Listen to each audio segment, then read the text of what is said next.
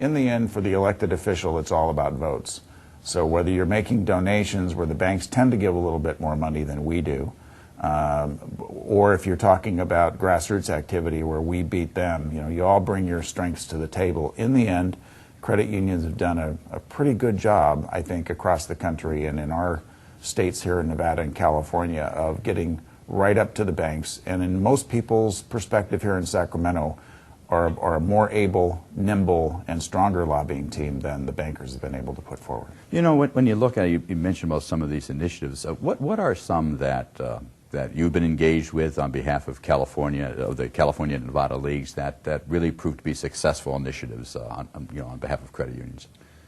Well, we all remember the big battles, HR 1151 at the federal level back in the 90s, where we had to go to war to protect the field of membership rights for credit unions, and that was a battle that we had to win very quickly. We paid some prices in that bill that we're still trying to undo, but nonetheless, that was a major battle where the power of advocacy was driven home, I think, to a lot of people, realizing that if we had not been able to overturn that Supreme Court decision that imperiled our field of membership ability, we would have it would have unraveled the industry. And so it was I think a big eye-opener to a lot of people, knowing that this can be a life or death struggle. And the state side, in the late 90s, we repealed the franchise tax. Is that we would have return of investment in a little less than 7.5 years. We did it in under 42 months, 44 months. It was amazing. Ooh. Now all that money is being saved, and that money is our members' money. So not only are we providing less expense and we're being environmentally conscious, but we're providing more funds for our members. Well, that's it. I mean, the more efficient you can be, that's obvious, the more then you can return back to the members. All of us can as financial cooperatives. Exactly.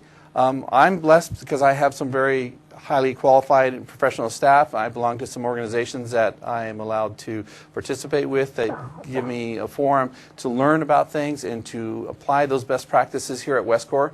One of the things that we pursued was an Energy Star designation, and that basically says that you're within the first 25% of energy efficiency buildings within the country. You do it, it's based on a load analysis, how much heating, how much electrical, how many people, what's the use of the office. But that designation is very important to us. Additionally, we're pursuing LEEDS EB. LEEDS EB is basically leadership in energy and environmental design.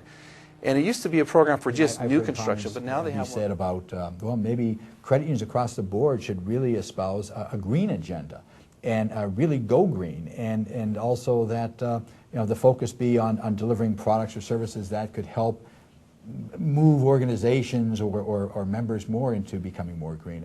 Your thoughts on that? Well, I think that's just happening naturally.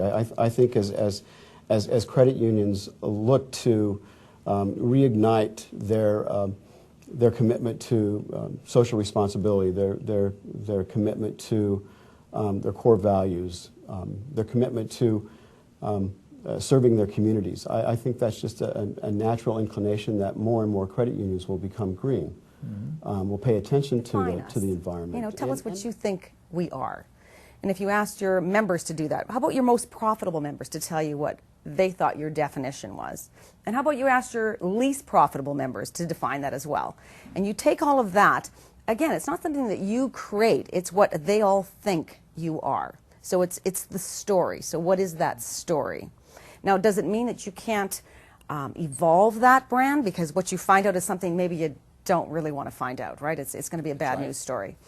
What do you do to evolve it? Well, that's where you get your base story and you think, how do I come up with growth strategies that sort of fit with that existing thinking and feeling and concept of who I am, apply those growth strategies and take us to a different place. So in other words, you have the ability to look at your brand, and if you're not very comfortable for the kind of energy that it's giving off or how it's being perceived, that you as the leader of the organization and your team can really go about doing things to influence that brand. Absolutely. That's about all you can do. A brand is a brand. You can influence it. You can't control it, right? You can evolve it, but you can't control it. It'll still be the perception of what people are feeling. Of course, management can always assume the risk that they face if it's not cost-effective to do something about, but at least they're making an informed decision. And then finally, at the top of the pyramid, it is about monitoring. Now, monitoring is just not the responsibility of the examiners or the auditors. Everyone within the organization has some responsibility to monitor the controls in place to ensure that the risks do not get realized. And then up and down this pyramid, you see communication and information. Basically, information is a way reporting to help horizontal as well as vertical communication throughout the organization. So the robustness of your reporting and your communication is essential to make sure that you're always on top of the risk that you're trying to address. And I would imagine that given the fact that you may have different levels, different quality levels of risk, should also then imply that you would have different levels of controls? Yes, it's exactly right. Because let's take an example, electronic funds transfers. You don't want a back-end control on something like that because, by the time the money is out the door, it's too late.